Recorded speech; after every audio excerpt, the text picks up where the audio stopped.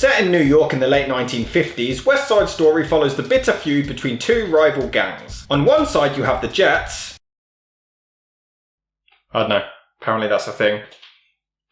Someone might get the joke in the States. Means nothing to me, but I tried. I'm the village idiot. A white gang led by Riff, played by Russ Tamblyn. On the other side, a Puerto Rican gang named the Sharks, led by Bernardo, played by George Chakiris. Both gangs compete for control of the Upper West Side, but their fights are always broken up by the police, leading to them challenging each other to a street fight to settle the feud once and for all. Which they call a rumble for some reason. A rumble! Probably so the WWE can parody it decades later. A very royal rumble, that's right! But things become more complicated when Riff's best friend Tony, played by Richard Bamer, starts to fall in love with Bernardo's sister Maria, played by Natalie Wood, and the two begin a star-crossed lover affair, two households alike in dignity, in fair Verona. Yeah, you get where this is going. It's Romeo and Juliet. But with less deaths.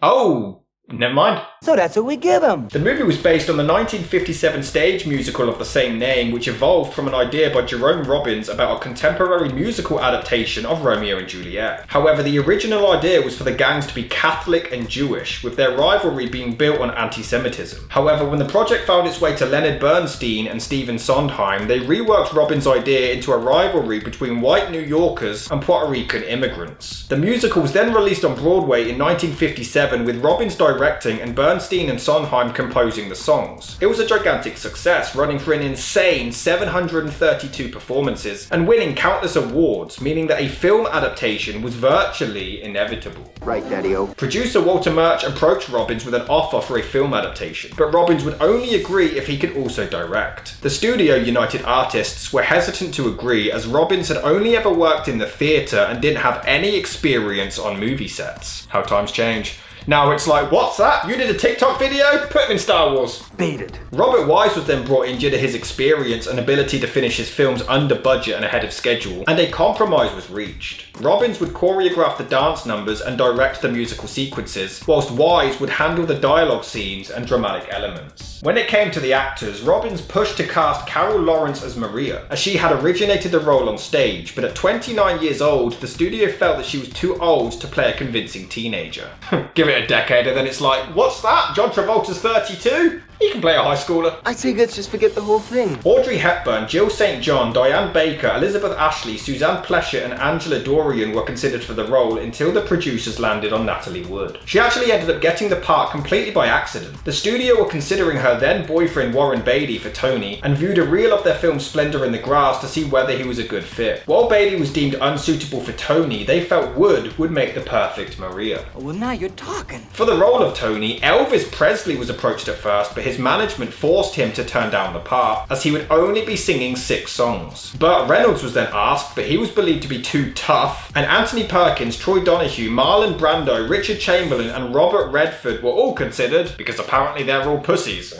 What I mean is... Until Richard Bamer won the role. Now that the cast were in place, filming could begin, with Robbins directing his portion of the movie first. However, he was constantly demanding more and more takes for each scene, leading to the movie going massively over budget and falling 24 days behind schedule. You shut your mouth! Robbins only managed to complete 4 musical numbers before he was fired from the production altogether. Wise took over for the rest of the shoot, with the remaining numbers being choreographed with the help of Robbins' assistants. Despite this, Robbins and Wise stayed in touch over the course of production, and both would end up being credited as director on the final film. What? There were also a number of changes made to the stage version. Sondheim and Bernstein had been unhappy with the sequence of the songs in the Broadway production, and so shifted them around slightly to better fit their vision. Additionally, in the film, Riff and Tony repeat an oath of loyalty to each other. Womb to tomb?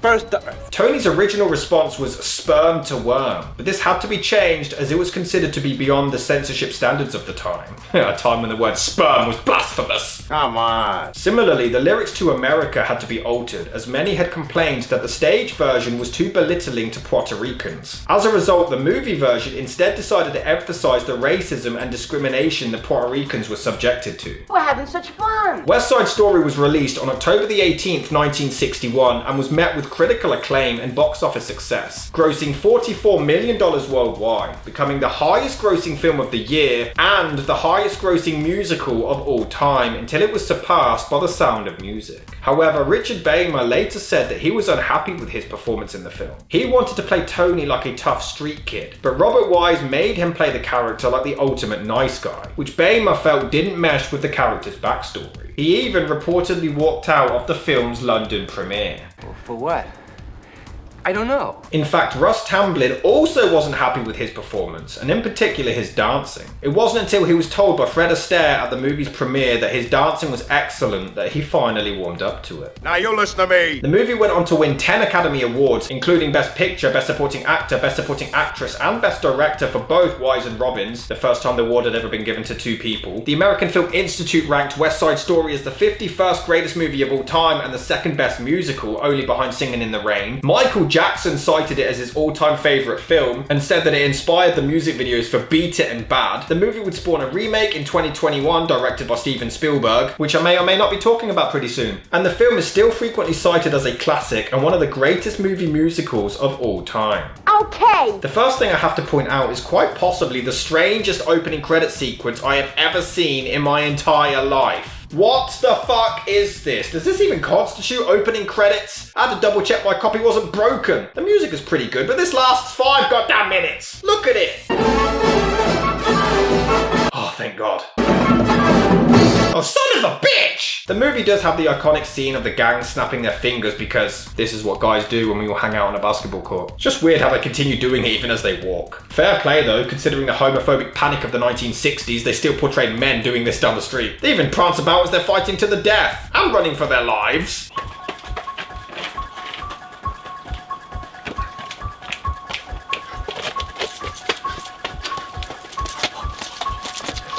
The movie takes 10 minutes before any dialogue is actually spoken. But then the acting is so cheesy and dated that you'd wish it stayed that way. You hoodlums don't own the streets. Go play in a park. Keep off of the grass. Get out of the house. Keep off the block. Get out of here. Keep off the wild. A gang that don't own the street is nothing. It is a product of its time, so when you take that into account, as well as random feminist messages... Oh, Riff, you gotta let me in the gang. Didn't you just see me? I was smashed. I'm a killer. I wanna fight. How else she gonna get a guy to touch her? It's still pretty dumb.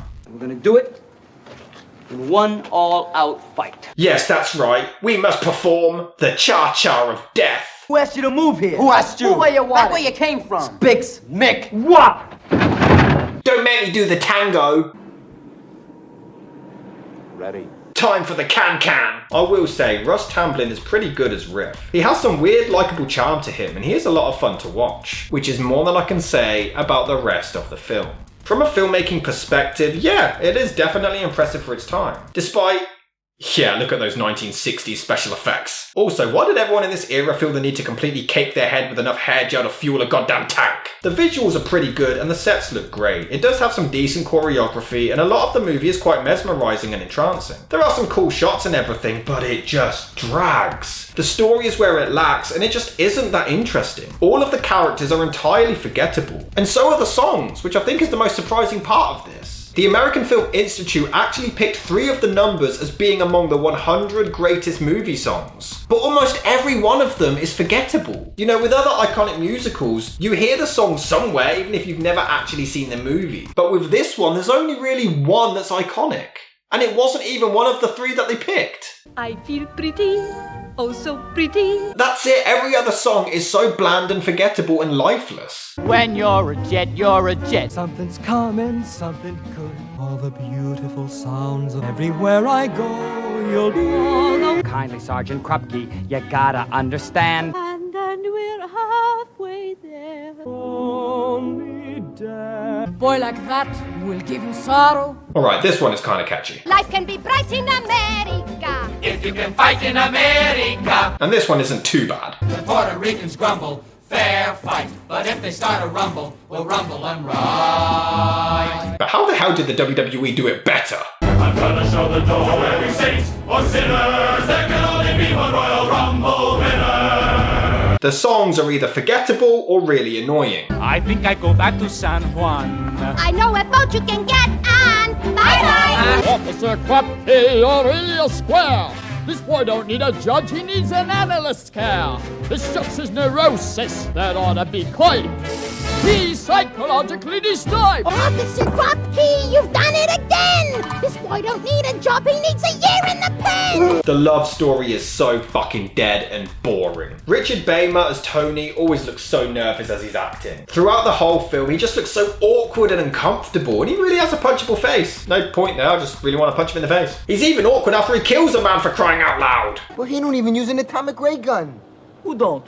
Captain Marvel. What? Who said Captain Marvel? I'll kill you! I'll kill you! I just think it's almost impressive to have this many songs that aren't catchy or memorable in the least bit. And I am genuinely gobsmacked that this film made as much of an impact as it has. I just don't give a shit about any of these characters or the gang's silly little feud. Even when the gang are trying to be smartasses, the comedy is painful. You see, sir, we're afraid to go home.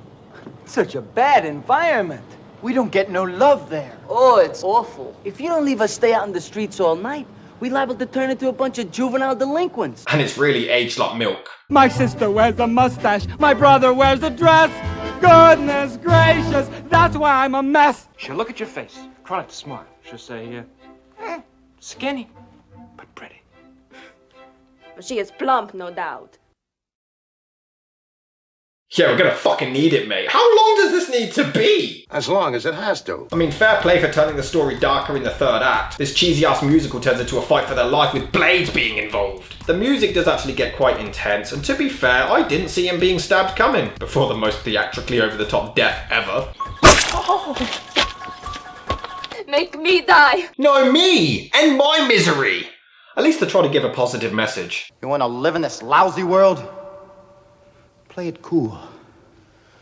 I want to get even. Get cool. Doesn't really work because I'm bored shitless, but the point is they tried. It just keeps going, draining hours of my life away. And then a woman nearly gets gang raped.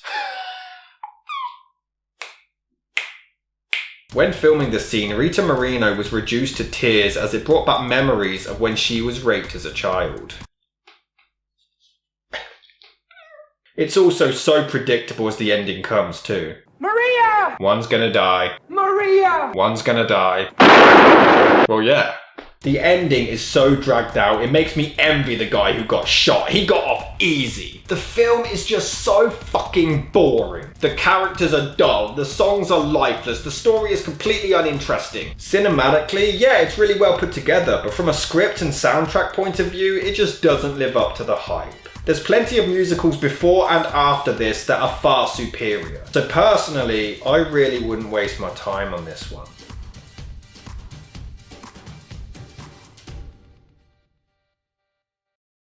Get ready for the summer of Venom 2, bitch.